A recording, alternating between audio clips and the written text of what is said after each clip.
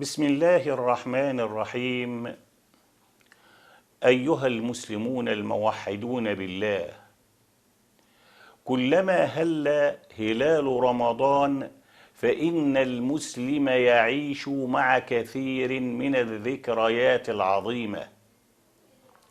ففي شهر رمضان مومنوں، جب رمضان کا چاند نظر آ جائے تو مسلمانوں کو چاہیے کہ زیادہ سے زیادہ اللہ کی ذکر میں لگ جائے۔ رمضان کے مہینے میں اللہ نے رسول کریم صلی اللہ علیہ وآلہ وسلم کو مبعوث فرمایا۔ غزوہ بدر میں مسلمانوں کی نصرت فرمائی۔ فتح مکہ بھی اسی مہینے میں ہوئی۔ اسی مہینے میں اللہ تعالیٰ نے قرآن کو واضح نشانیوں کے ساتھ لوگوں کی ہدایت کے لیے اتارا۔ چنانچہ ارشاد فرمایا، رمضان کا وہ مہینہ ہے جس میں قرآن اتارا گیا، جو لوگوں کے واسطے ہدایت ہے اور ہدایت کی روشن دلیلیں اور حق و باطل میں فرق کرنے والا ہے۔ سو جو کوئی تم میں سے اس مہینے کو پالے تو اس کے روزے رکھے۔ فمن شہد منکم الشہر فلیصم، صدق اللہ العظیم۔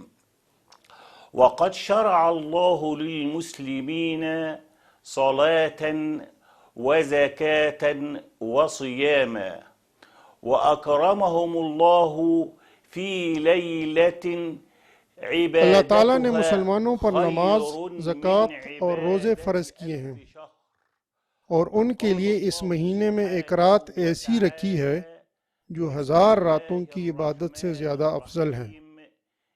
اللہ تعالیٰ فرماتے ہیں، بے شک ہم نے اس قرآن کو شب قدر میں اتارا، اور آپ کو کیا معلوم کہ شب قدر کیا ہے؟ شب قدر 1000 مہینوں سے بہتر ہے۔ اس میں فرشتے اور روح نازل ہوتے ہیں اپنے رب کے حکم سے ہر کام پر۔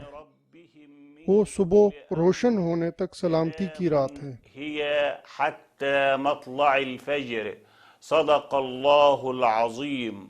وقال رسول اللہ صلی اللہ رسول کریم صلی اللہ علیہ وآلہ وسلم نے فرمایا کہ فنجگانہ نماز اور ایک جمعے سے دوسرے جمعے تک اور ایک رمضان سے دوسرے رمضان تک صغیرہ گناہ معاف کر دیے جاتے ہیں، بشرط یہ کہ کبیرہ گناہوں سے بچا جائے۔ صدق رسول اللہ صلی اللہ علیہ وسلم۔